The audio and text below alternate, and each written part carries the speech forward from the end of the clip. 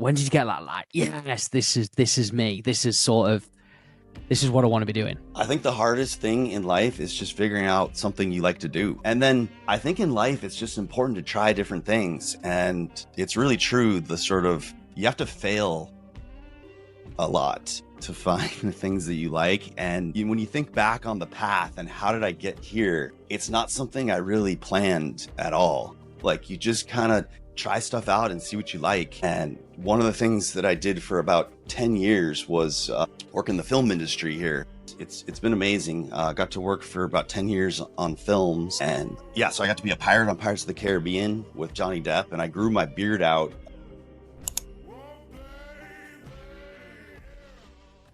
Hey everyone, and welcome back to Master Your Life Beyond the Boardroom. I have a very, very pumped up guest. His name is Rolf. Rolf, if you just want to quickly say hello. Aloha. From the islands of Hawaii in the middle of the Pacific Ocean. That's where he's based. I literally was so pumped up, so I was like, I've got to get him to say hello straight away. But just to give you guys a bit of context, myself and Rolf connected. I say connected because we did connect on a cruise, which was a P&O cruise over the Mediterranean, and we just started chatting. Do you know what? We sort of like bumped into each other in the food court, just sat down, and we were sort of like back and forth. He was like, oh, you know, kind of what you go up to, sort of like said podcasting, all the other stuff, fitness. And we straight away sort of hit it off with regards to we both love running. We bumped into each other in the gym. And look, Rolf is, well, you can say something, Rolf. I was just going to say, like, I think we met in a spinning class. Yes, we did. But then like a few minutes later, saw each other at the food place. And so it was kind of like all these coincidences. I know. Running into each other. Yeah, it was just epic, really, man. Just so you know, guys, checking in on Rolf, he is, he's multifaceted in so many ways, which we'll kind of delve into it, but he's always been a storyteller from such a young age. He's featured in Pirates of the Caribbean Part 4. He's been in Jurassic World, and he's also been in Lost. So we'll sort of like touch on those things, but I think that's pretty sort of epic when it comes to, a success and achievement in the film directing world. And, he's spent a lot of time with people like Johnny Depp. So I'm really, really excited, Rolf, to have you on the podcast, mate. So first of all, I just want to welcome you in. Yeah. Hey, thanks for having me. It's so super fun. And I'm so glad we got to connect. And it was that was my first time going on a cruise. And I was getting used to that cruise life of, eat food, take a nap, go to the gym, then go see an awesome site. So yeah, good times. But now I'm back in Hawaii. Yes, but that's crazy though, man. Would you go back on a cruise again? I'm just trying to think how I can get on my next cruise. I mean, a lot of the people on there, it seemed like that's just what they do, is they cruise. Yeah, they literally just do it all the time. Just as you love to sort of, do the storytelling side of things, just so, obviously, we've already said you're based in Hawaii, for the guys sort of tuning in, it'd be good to sort of hear you telling a story about yourself. So even if it's just a little bit about what you do. And yeah. I mean, I would just say that, I don't know, from an early age, I don't know. I just did my own thing, and some people might go into a more traditional way, but I just kind of always did what made me happy or something I wanted to do. And how I got to Hawaii was when I was 14 years old. I was in this Boy Scout troop, and we did a 50-mile backpacking trip on one of the islands here. And that just kind of got me thinking, man, I want to live in Hawaii. So after university, I had a job, and they had an office here in Hawaii. And so I was able to transfer over here. And that's how I got to Hawaii. And I swear I was just going to try it out for 1 year. And then 23 years later and 3 kids, still here. That's crazy, man. Yeah. So what would you say, just out of curiosity then, so 23 years in Hawaii, what attracted you the most to Hawaii as a place? It's pretty crazy. I mean, I think in life, you got to figure out where it's best for you to be. I grew up in the San Francisco area, and my whole life I had really bad allergies, having to go to the doctor all the time. And I was like, man, if it's this bad when I'm like in my teens or 20s, how bad is it going to be when I'm like older? So when I came to Hawaii with my Boy Scout troop, I was like, man, it's amazing. I can breathe. Everything's good. And it's like, ever since I moved here, I forgot I even had allergies. It's just like, yeah. So, I think it's a good lesson for anybody that's in a situation that's just not working for them, whether it's allergies or anything. There's other options out there, and you can just figure out a way to make it better. So I found Hawaii, again, like in California on a 100-degree day, like a 40 degree Celsius day, 100-degree Fahrenheit, the water in California is still super cold. So that was one thing, like when I first came to Hawaii, that first wave hits your foot and you're just like, whoa, warm water. Yeah. So I would say that's another thing. And then I think in life, it's just important to try different things. And it's really true. You have to fail a lot to find the things that you like. And when you think back on the path and how did I get here, it's not something I really planned at all. Like you just kind of try stuff out and see what you like. And one of the things that I did for about 10 years was work in the film industry here. And I got here really at a lucky time. And it was just through a friend of a friend. I got to work one day on Lost on the first season. And it was just, I was like, man, this is what I want to do. And so I'd always really been into movies and TV. And I was director of campus cinema, assistant director of campus cinema at UC Davis, University of California, Davis. So we put on the movies. So the movies would come in these canisters and this is the old school way. So now everything's digital, but the old school way was you had projectors that would project film onto a screen. And so we'd get the film, put it together, and then kids probably won't know this, but older people might remember there's like a little blip up in the right corner of a movie. There'd be like this little blip, and that's to tell the projectionist to start the motor for the next projector because the film's about to run out. And then you get another blip with 1 second and you flip it over and then it starts the next set of film. So I was really into film from an early age, and I've always been a huge Star Wars fan. And so like back here, I got the Razor Crest from The Mandalorian. And I remember Ben Burt was George Lucas's, like one of his best friends in college. And he was also like director of campus cinema at USC. And I just always remember in his interviews, he would say that. And so if people who don't know Ben Burt's name off the top of their head, he's won like 4 Academy Awards for sound editing. So he's the one who created like Darth Vader's voice, like the breathing, the lightsaber sounds, like all the sound, like the THX Lucasfilm sound. He was the architect of all that. Mad. And so I just, I think it's really important to find mentors, even if you've never met the person. Like you find somebody that has already figured out how to do it. So you're not reinventing the wheel, and try to aspire to be like them. But yeah, so sorry to step back here, but Bruce Lee's like one of my favorite guys. And so one of his big mantras is that you read a book, even his book, and then sort of throw it away. Like you gain that knowledge, but then you write your own book, so, and even like Leonardo da Vinci, like one of his big things was that there are these scholars who are really good at memorizing all the stuff that's been done before, but it's almost like looking in a mirror. It's like a artificial reflection. Leonardo da Vinci said, you got to create something, take that knowledge and then create something from it and make it your own. And so I think that's a really good thing. So I got this little book here. So this book is about a guy who's one of America's best coaches. Like it's where all sort of modern coaching came from this guy named John Wooden. All right. And I kind of look at this book. I turn to any page in this book. It kind of inspires you. And I actually got him to sign it before he passed away. He was like 100 and something years old when he passed away, but he's famous for being the coach for the UCLA basketball team. And they won 10 years in a row, the NCAA championship, which kind of he's like the mentor to every coach. But so one of his passages in here talks about Abraham Lincoln. And so when I've been to London several times, and the mother of my children is from Dundee, Scotland. And I noticed one time when I was at Westminster Abbey, like across the street from Westminster Abbey is a huge statue of Abraham Lincoln, like our president of the United States. And so if you're in London at Westminster Abbey, just if you're at the front, just turn around, you'll see this big statue of Abraham Lincoln. So in this book, he kind of mentioned about Abraham Lincoln. So this is just a real quick passage. So Abraham Lincoln is acknowledged as one of America's greatest presidents. Here's a brief summary of his career. Failed in business, 31. Defeated for legislator, 1832. Failed in business again, 1833. Elected a legislator, 1834. Sweetheart died, 1835. Had nervous breakdown, 1836. Defeated for speaker, 1838. Defeated for elector, 1840. Defeated, and just goes through all his failures. Right. Like it keeps going, and then elected president of the United States, 1860. Wow. Okay. So it's kind of like, and then you have another quote back here from another president just describing him, saying, nothing in the world can take the place of persistence. Talent will not. Nothing is more common than unsuccessful men with talent. Genius will not.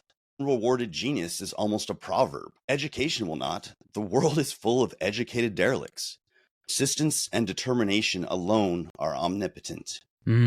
So I'm just giving you a little hint on where I draw my inspirations. I try to find people who have done something and see, how I can make that part of my life.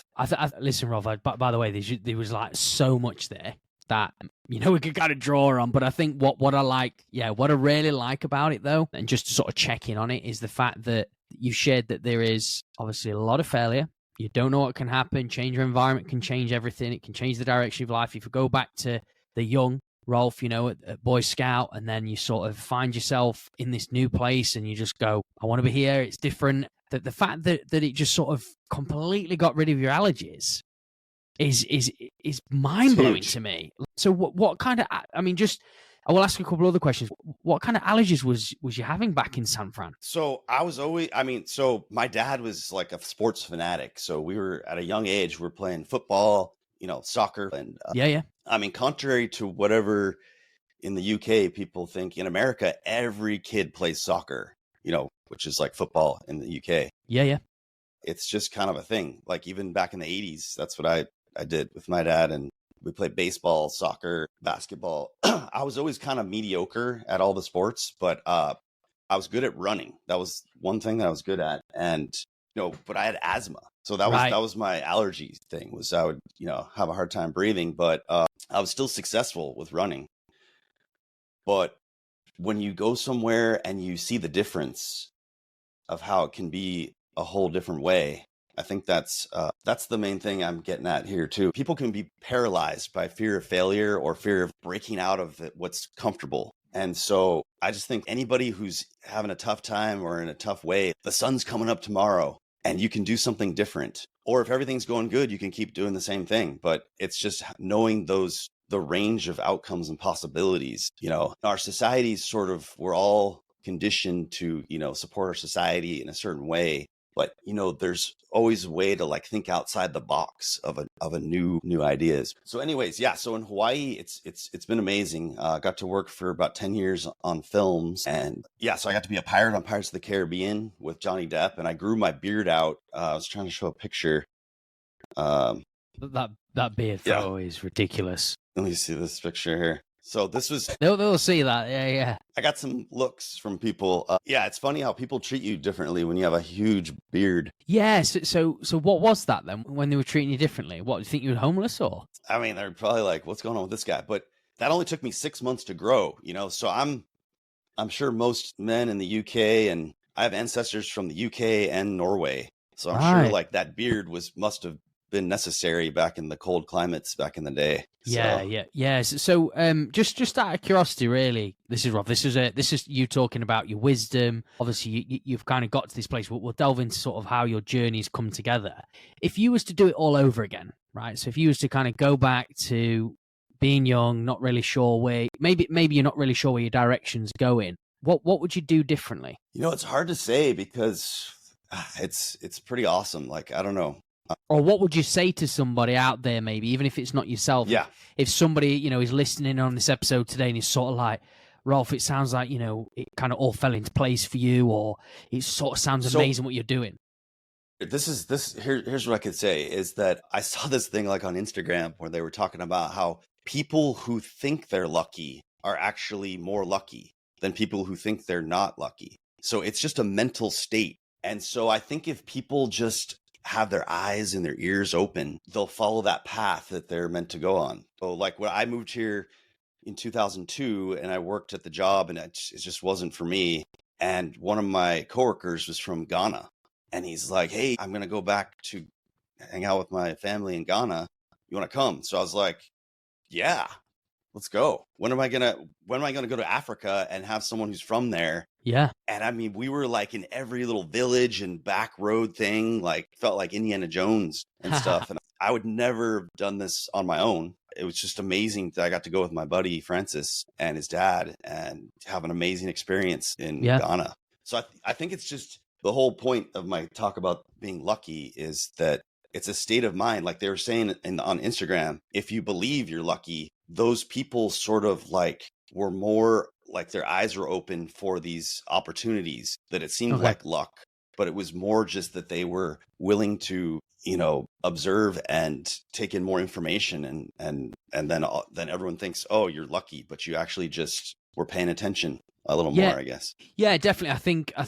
I mean, I'm going to talk from a UK perspective here, Rolf, and obviously it'd be kind of cool to hear the USA sort of perspective. We are predominantly quite, and I don't know whether you felt this, but we're predominantly quite close-minded. So we take our time. We're sort of a little bit skeptical of most people. We really do struggle to sort of trust, just because, whenever we do decide to trust, it may be taken a lot for us, and then we sort of get burned, or somebody sort of like blindsides us or throws us under the bus. I'm not saying that's every case, but I know that people that are kind of listening to this episode will go, yeah, do you know what, Luke? You're absolutely, I can hear you. I know exactly what you're talking about, because I've had multiple experiences. Now, I can say that there's self-imposed limitations, but you just said it about open mind, which I think is a really good word. Like, how open-minded are you for change, or how open-minded are you to try a different career, whatever? What's so there's two sort of questions here. Like, what is sort of the perspective in the USA? And if you was to sort of sit down and have a coffee with somebody that, because obviously you're talking about what you do day to day with film directing, you have to be open-minded. What would you sort of be saying to them if they was sitting across you quite fixed and closed-minded?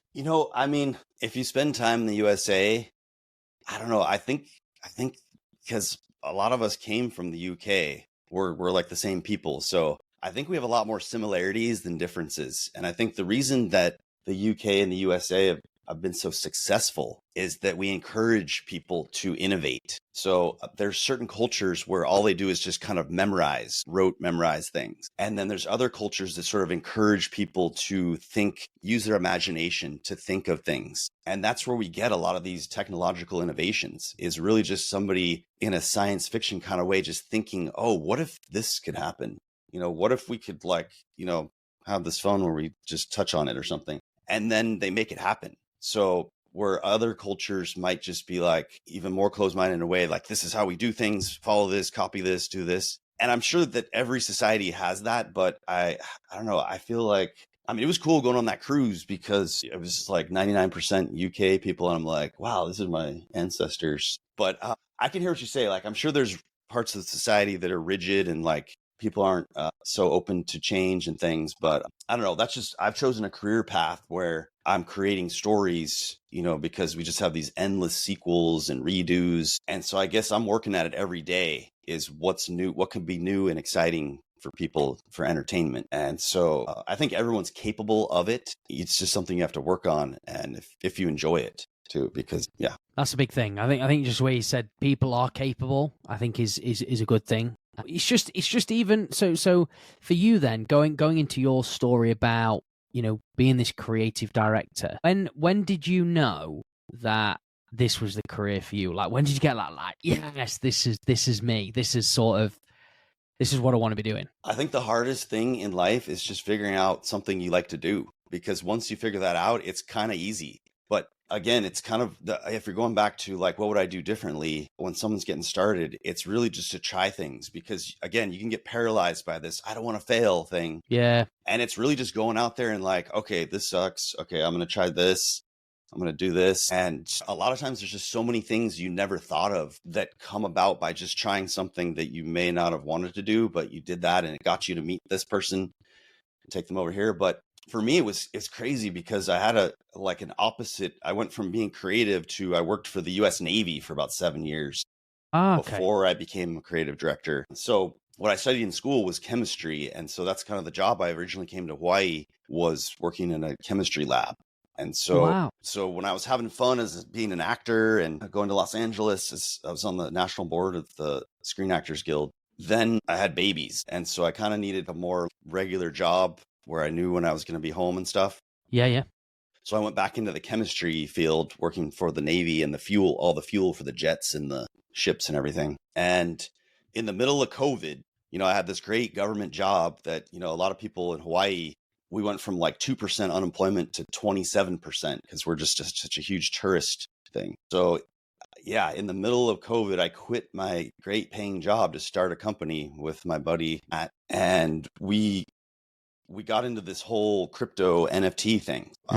We were able to develop this story where we were able to generate income by selling these things called NFTs or whatever. So, I mean, we noticed that there was some very like poor art. And so my partner, Matt, he is like one of the best artists I've ever seen in my entire life. He's been working for 25 years doing concept art for movies. Like they'll have a script and they want to know what the script is, what it would look like. So they have him draw the whole background and everything to get an idea of what's going on. So we were combining his incredible images where I would give him an idea. I mean, we worked together on the ideas, but then we'd get on a Zoom call or like a kind of like this podcast, but we'd be on a Zoom call. And he had this huge thing called a Wacom Cintiq.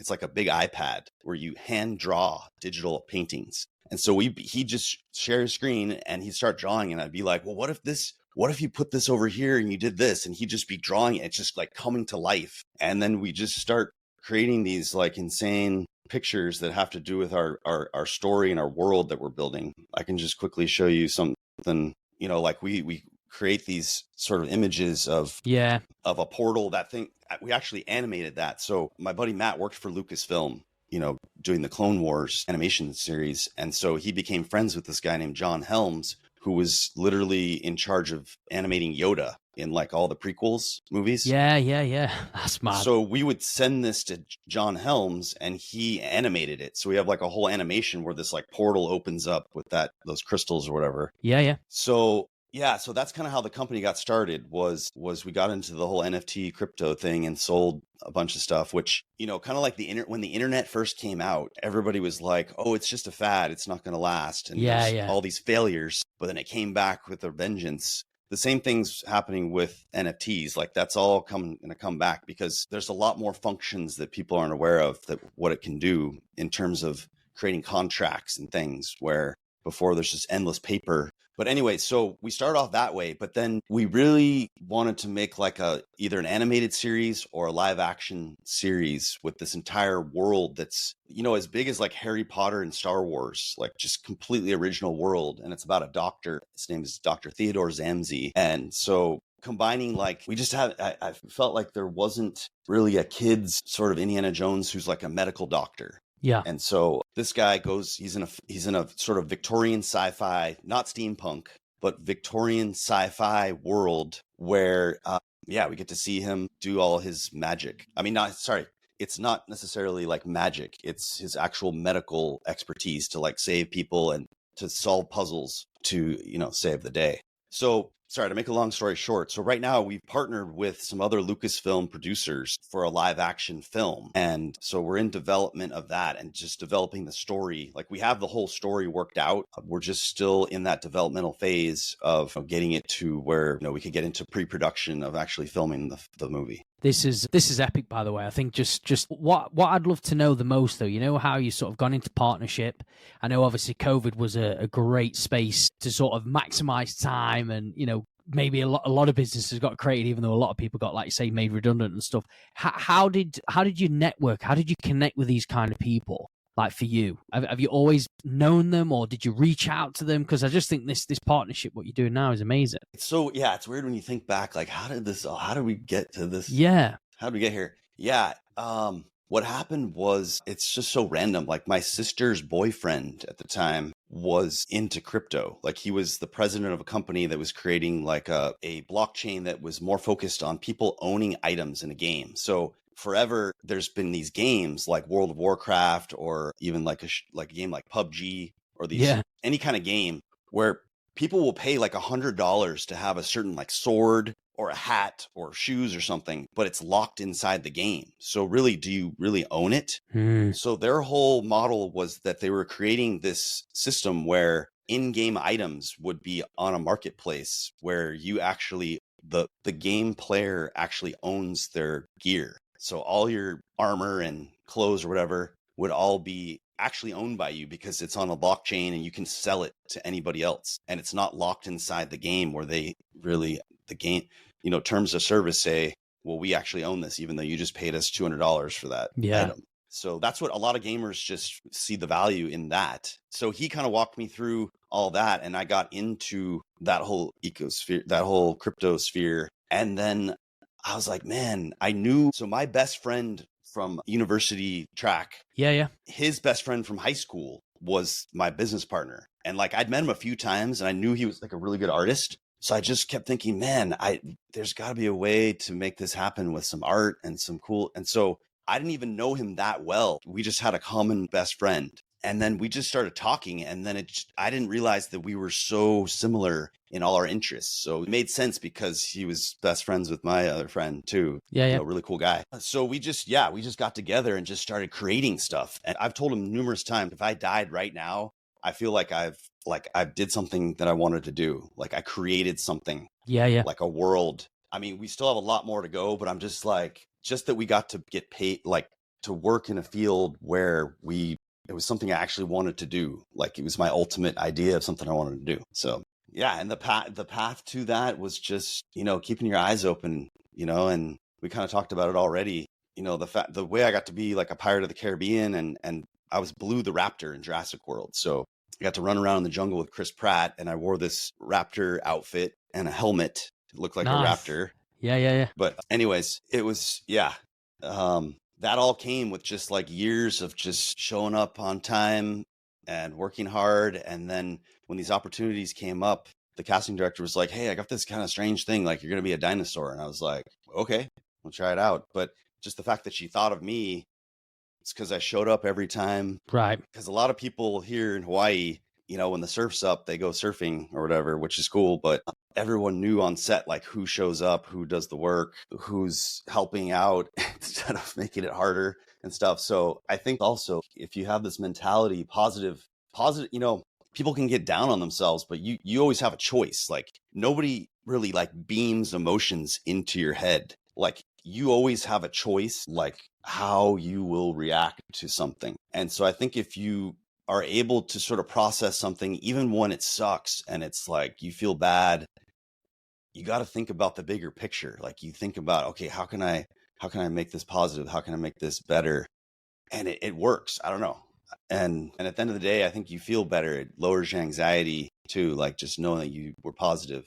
So yeah, man.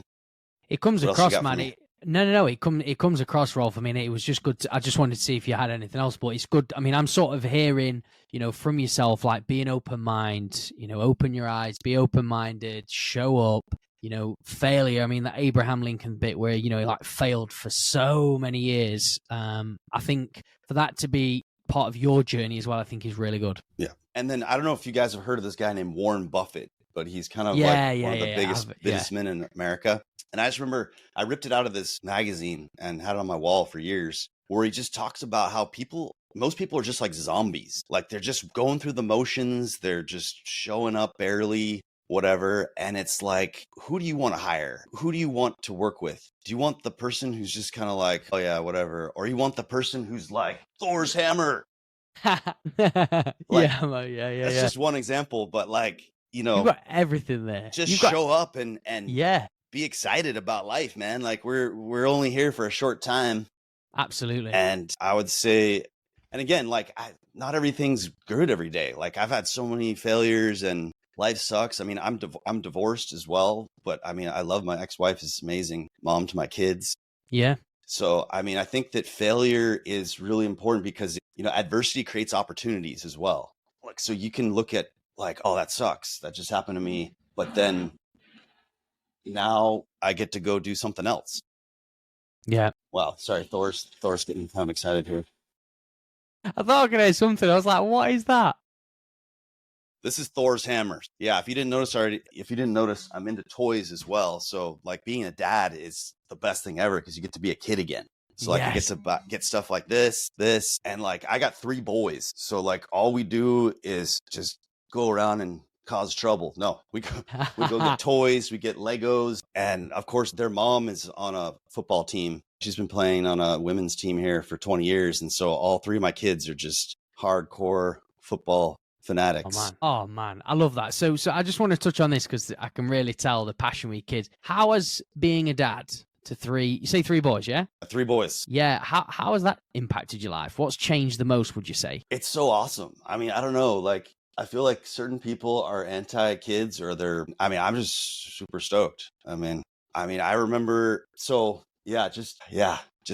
when my first son was born. You can't believe how awesome it is. And then you go through that diaper stage and everything's cool. But then now that they're like kids and we can do stuff, it's even more fun. And so like my ex-wife is actually taking my middle son.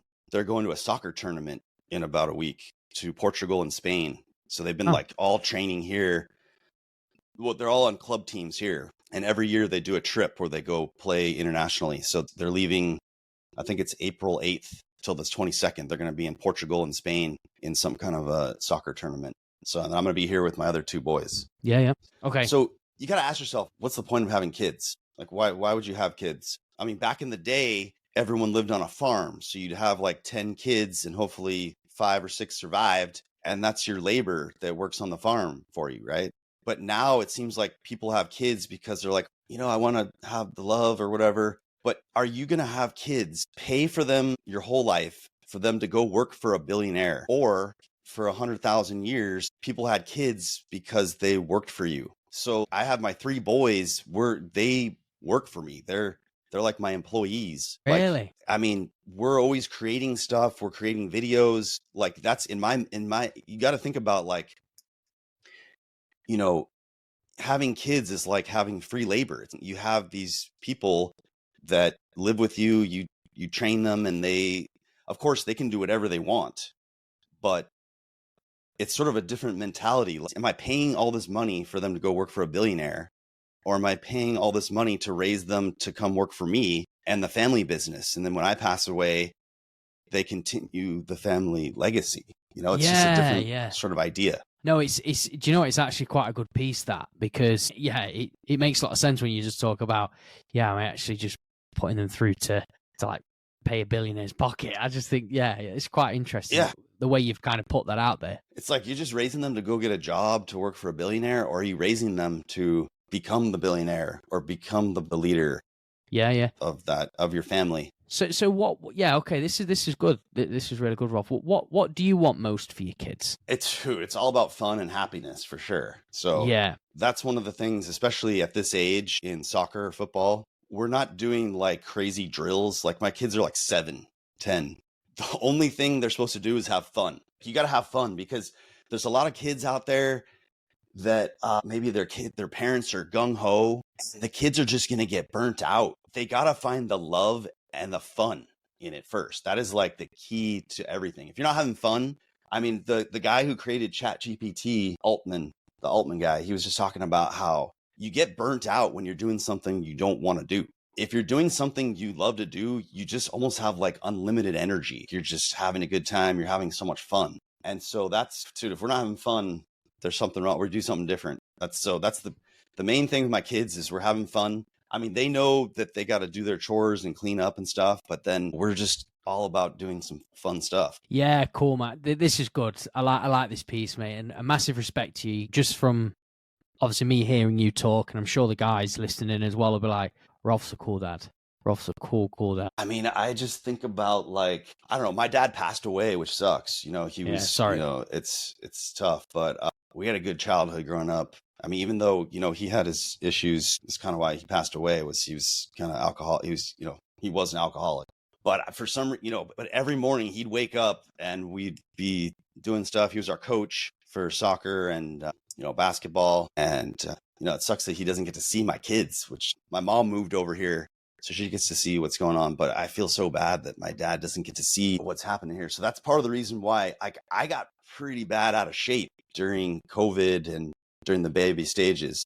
Right. And I just kind of was like, I got to get back in shape so I can show the boys that their dad is not, just this guy sitting on the couch. And it's been about 3 years that I've been just getting back to where I was before kids. Every guy probably goes through the stage. I think it's probably like the 30s is when you just kind of like get a little bit more extra here. And now that I'm in my 40s, like I just freaking went crazy into fitness again. And that's where I met you, was at a fitness class. Yeah, it was. No, I mean, the coolest thing on the ship was nobody goes on a cruise to work out. I know. They just want to eat. Like, I bought the unlimited class pass because I'm like, dude, I'm going to go there when I get back. I'm going to be ready for the half marathon and the race. And I mean, that's where I met you. We were just one of the few people at the gym. Like, it was awesome. Because you usually have to battle people at the gym for like equipment and stuff. And on the boat, they had this huge gym where there's like 5 people there. I know. There wasn't many people there. No way. No, I think it's so good. I mean, well, it was great. It was great meeting you on the cruise, but I just love your mindset as well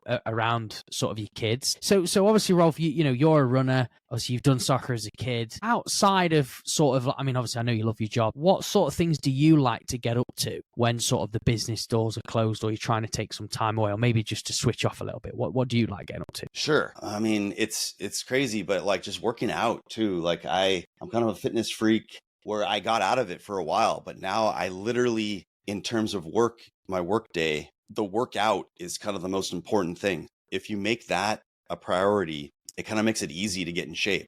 I always am looking on my phone, like I'm a member of gyms and things. So I'll schedule the class and then I schedule my whole work day around that workout time. Wow.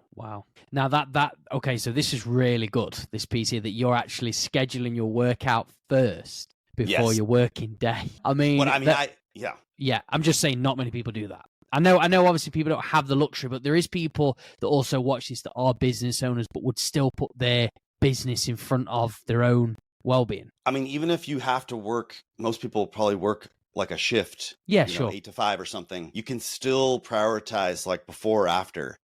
I mean, you'd probably want to work before. I mean, it just depends on how your schedule works, but you can still schedule that workout. And I love group workouts. Like, I'm the worst person to try to work out by myself.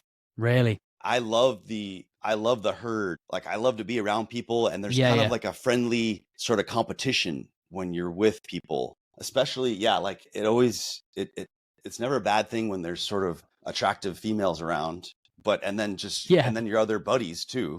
Yeah. And it kind of makes you run a little faster or lift a little heavier. And so I'm actually, one thing I'm always working on is these sort of mental cues that can improve your life. And so I was telling you kind of before the podcast about this book that I'm trying to write. And it kind of goes back to even this like wooden book and inspiring my kids, is finding things that can sort of get you out of a rut or get you mentally prepared for a race. And so I'm trying to write this book that's basically how to access your brain in a way where people might call this like runner's high. Like people who run, they might involuntarily feel like a second wind, runner's high. Or there's kind of this like urban legend of like a baby trapped under a car and the father lifts the car up and saves the baby. And it's like, how did he do that? And so this all goes back to 100,000 years ago when we lived in caves and a tiger came in and you would get this momentary power to overcome the tiger just to get away. But it's all involuntary. So this book I'm trying to write is how to access that, because every person has this inside of them. It's just part of biology. It's from human evolution, basically. You have this fight or flight, extraordinary power, almost like superhuman power. Oh, yeah. That this might just sound crazy to most people, but you have it inside of you. It just won't trigger unless something profound happens. So what you can do to just trigger this thing sitting on the couch is you have to come up with these things that affect you. Like I recommend having a therapist before you start getting into these extreme emotional states. But I went to acting school for about 7 years. And so a lot of what acting school is living truthfully under imaginary circumstances. So you're actually feeling the emotions. So the book is going to be try to help people who haven't been to 7 years of acting school how to trigger this. And so the closest thing I can come up with is you have to find a personal experience that sort of gives you like tears of joy. So like if you ever watched a movie, not everybody has done this before, like let themselves feel that deeply. So it can be very difficult for people to get that excited or that hyped up. I mean, when you're at a soccer match, at a football match, let's imagine you're at a football match. Like your team just like Chelsea or whatever. Who's your team? Who's your team you follow? Man United, not good at the minute. Manchester, yeah. Okay, so let's say Man United back in the day with Cristiano Ronaldo or David Beckham. We're down 1-0. We're in injury time, and Beckham arcs in one of his like amazing kicks, and you're just like, yeah, and you're almost having like tears of joy, right? Like you can't believe this is happening. So you have to try to find personal things like that. And you can do that with movies, sporting events, or just thinking about life or death situations. You know, we've all probably had grandparents that fought in World War II. Like I'll think about like my grandfather, you know, fighting on the battlefield or something. And that just charges up my emotions. And so let's say you're running a marathon and you're just like, man, I'm feeling kind of bad right now. You can think about, you want to have like 5 or 6 or even like 10 of these sort of triggers. Yes. So you can run through them in your mind, because sometimes one will trigger more than another, or they kind of wear off after a while. So your body wants these novel, like brand new ideas. So you're in the middle of a race and you're just thinking about that Man United game we just theoretically came up with, but there's probably a real game like that. Yeah. So you think about that time, and all of a sudden you're just going to be like I'm getting chicken skin right now. Your adrenals just gives you this boost, and all of a sudden you're like, man, I'm feeling pretty good now in the race. So the book I'm writing is going to be, you know, it's almost done actually, but it's just talking about how to trigger this. You can just sit on the couch and do this. Your body creates so many natural drugs. Like if you think about it, people do recreational drugs, but what does that recreational drug do? It's just causing what's already in your body to react in a certain way. Mm. And your body actually creates stronger drugs than like heroin, like naturally. Yeah. Yeah. So that's mad. So I don't know if this is too risque or whatever, but I got let me see if you can see this. I have like a scar right here. So I had a hernia actually, even though I was a NCAA college runner.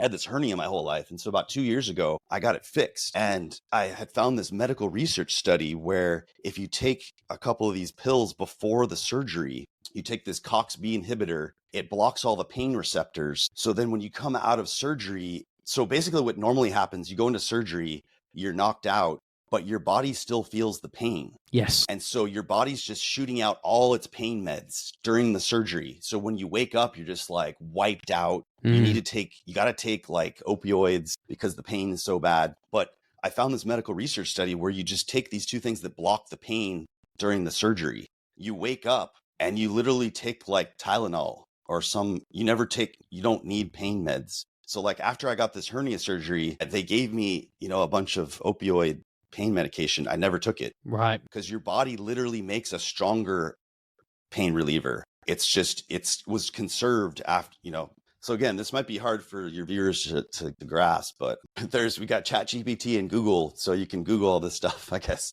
No. For yourself. No, it's really, really good, Rolf. And no, I mean, it's grasping bits of it, obviously, and understanding it. So just for you then, just out of more just curiosity for me, what made you want to create this book, and sort of what is your lasting impact that you want, like people It's something who I pick up thought your book? about for a long time, because I've been a runner, competitive runner, and I say when I'm in my youth, I would do this partially, but it wasn't until I got back into this about 3 years ago. And I go to this thing called Orange Theory, where you go to this class and you have a coach who's talking to you and there's music playing, and I'll just be tripping out like on my natural drugs. And I don't know if anyone else even knows what's going on, but I'm just like almost like tears coming down my face. I'm just tripping out on myself, because there's really cool inspirational music. And then when I'm running, you run on the treadmill, and I'll just start thinking about all these things. Like there's this guy, Ralph Johnson, who, when I worked at the Navy, there was a ship called the USS Ralph Johnson, and it was named after him because he was in the Vietnam War. Something happened where a grenade got thrown into where his entire platoon was, and he like jumped on the grenade, and it blew up and killed him, but everyone was saved. And so like I'll be running in the race or at this class, and I'm like, this guy sacrificed his life for other people. Why can't I just run a little faster? Why can't I just do a little harder here, when this guy, you know, I'm not saying which war or whatever benefited us, but you know, he sacrificed himself so I could be here to do this. So maybe I should just work a little harder or go a little harder, you know, to honor him. So that's personal to me. So part of this book is trying to get you to find what's personal for you to trigger that emotion. Right. No, that's really, really good. And in terms of the impact, so if someone's to pick up your book and read it and stuff like that, that's what you want them to feel, that emotion, and be able to trigger it as like a natural drug. in that way. Yeah, it's just letting people know that I think that a lot of the stuff we do kind of masks it. We're always told to keep our emotions down Oh yeah. and not listen to our emotions, and it's bad.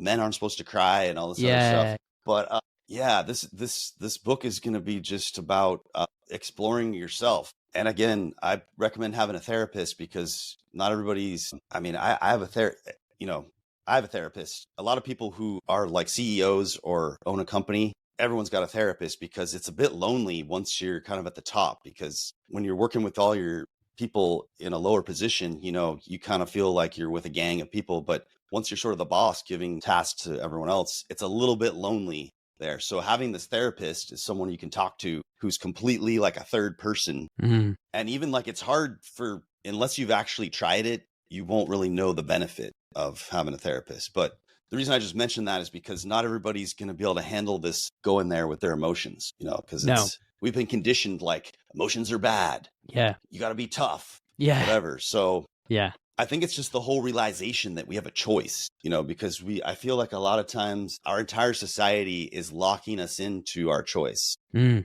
And of course, we need all the people to do their job to keep society functioning. So it's probably not for everybody, but for some people who want to explore the different possibilities of the human mind and body, because there's a lot in here that we're not accessing, is what I'm trying to get at. Yeah, no, absolutely. I mean, I think just what I've taken away from here is just, we dim ourselves down.